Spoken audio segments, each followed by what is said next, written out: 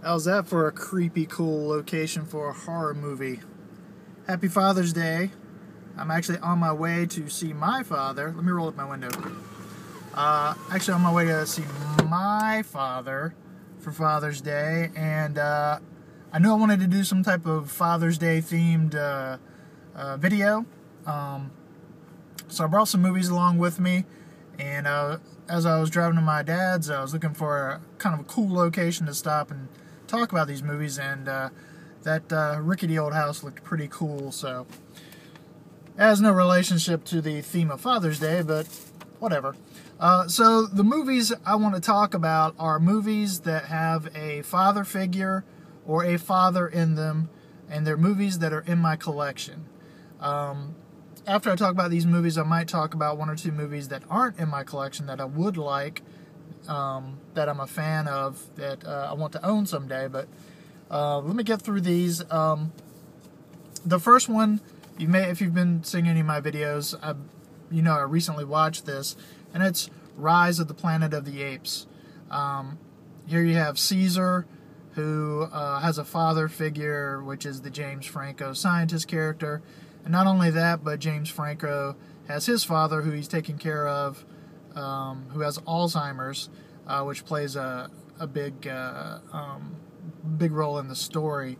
So, very good movie. Highly recommend it. Another thing I should mention is I'm not necessarily recommending these films as Father's Day gifts, or even that you should watch them with your father, because I don't know your father. I don't know what your father likes. I don't know if he'll like these movies. I don't know if you'll like these movies. I'm just telling you movies that I like, that are in my collection, that have that theme of, like I said, fathers or father figures. This next one is kind of like the, I'm not sure how to categorize it, but it definitely has a father theme in it. It's World's Greatest Dad. This was directed by Bobcat Goldthwait, who many people remember from the 80s as a stand-up comic and as an actor in movies like some of the Police Academy sequels and One Crazy Summer. But he's turned out to be quite an interesting independent film director. And World's Greatest Dad basically is Robin Williams is an English teacher in high school who has a son who is basically a jackass. His son walks all over him, but he loves his son. I don't want to spoil too much, but something big happens in the first act, first third of the movie, that sets the story in motion, where Robin Williams does something to kind of cover up for his son, and at first it seems like it's something he's doing for his son, but as the movie goes on, it's more for himself, and in a way that becomes kind of a freeing thing for him by the end of the film. Again, I don't want to talk too much about it, because I think it's best you go into this movie not knowing anything, but be warned, it is pretty dark humor. This isn't Robin Williams in some of those goofy movies that are really bad that he's done recently, like License to Wed and RV and just some of those terrible movies. This is dark humor, vulgar, so just be warned. But I liked it. So going from the dark humor and vulgar to something a little more family friendly, Pinocchio. You got Geppetto, who wants a son, creates a son in a marionette, and of course through wishing upon a star, he gets his wish, and the marionette comes to life. You know the Pinocchio story, so it's definitely a father-son storyline there.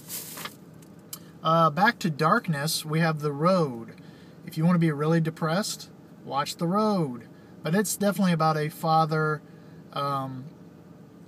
making sacrifices for his son in very dark times.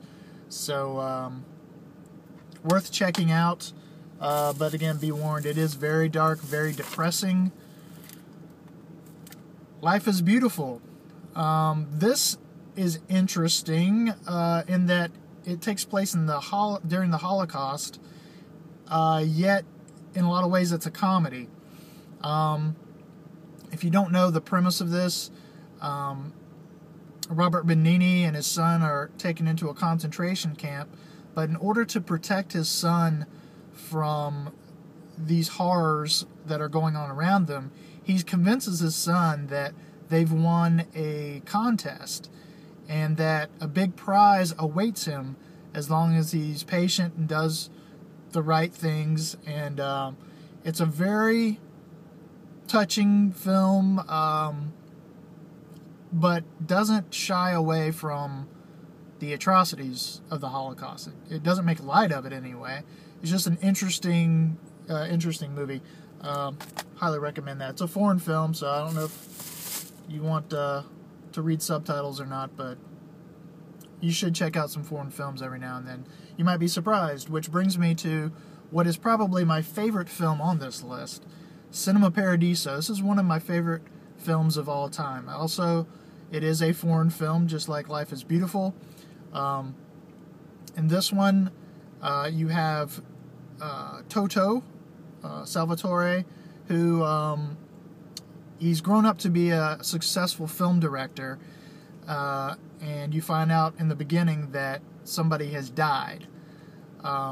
So most of the movie is a flashback to his life growing up and his relationship with Alfredo, who was the local film projectionist, and the man who was his father figure. So that's why this is on the list.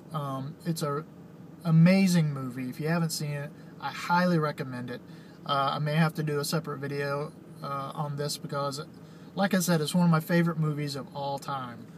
And if you love movies, it's a movie about loving movies, which is another thing that I respond to.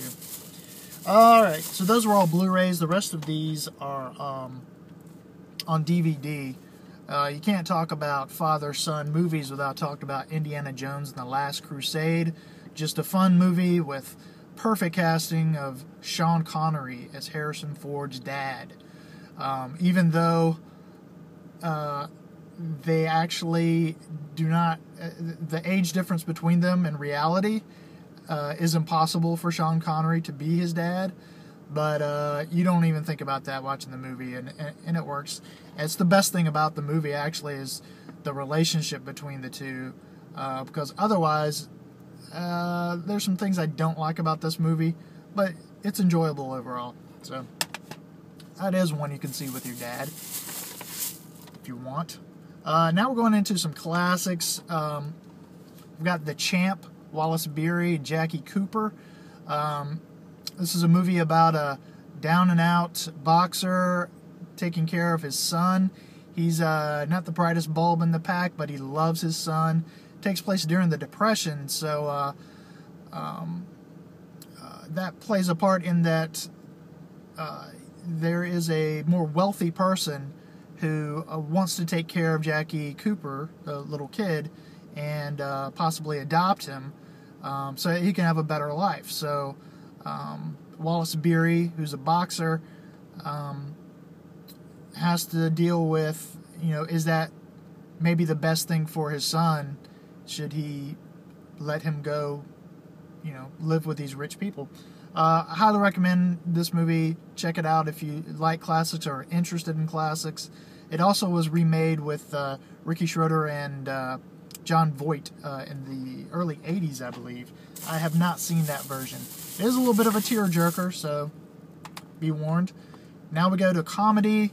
One of the funniest dads in movies is Chevy Chase in Vacation. All the movies are, funny in their own way, but Vacation is the one that started it all. So this one or Christmas Vacation are the two best movies in the franchise, in my opinion. And another father-son relationship movie, Road to Perdition. Tom Hanks is a gangster who's got a family life. He's kind of settled down from his gangster ways, but he's still connected in some way. And, of course, things happen, and he ends up on the lam with his son, who is really just kind of finding out about his father's line of work. Great movie. Highly recommend it. This next movie, I was telling a friend about some of the movies I was choosing for this video, and he suggested this, Sling Blade. It's a movie I've seen. It's just I didn't think about it in terms of a father figure movie, but as he pointed out, it's interesting in that Carl is somewhat of a father figure to the little boy whose name I forget.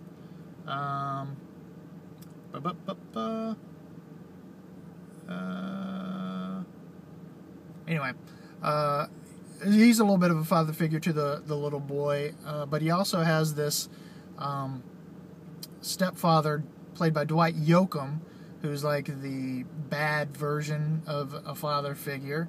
And not only that, but you have John Ritter, who's the gay co-worker of the little boy's mom, who offers to be a father figure to the boy, and the mom kind of dismisses it as, yeah, I don't think you're the best choice. Now, whether or not that's saying something or not, who knows, but so there's a few, the boy has, you know, different father figures in his life, some of which are good, some of which are bad, and it's a good movie, so check that out.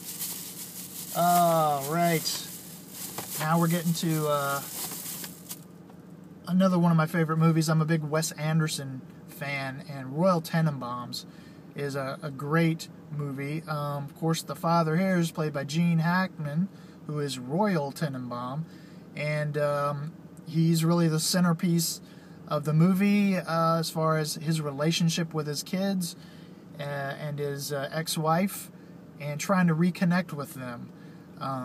So, very good movie, again, centering around a father figure, in that case, someone who was not the best father figure, and he's trying to make up for it. And Falling Down. It's a dad trying to get to his little girl's birthday party. What's not to love?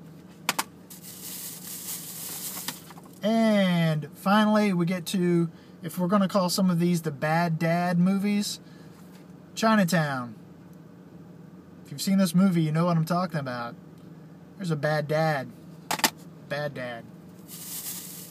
And finally, I can't talk about father-son relationships in movies without talking about one of my favorite franchises of all time, and that is the Star Wars trilogy. It's about a boy reconnecting with his dad, if you boil it down to its essence.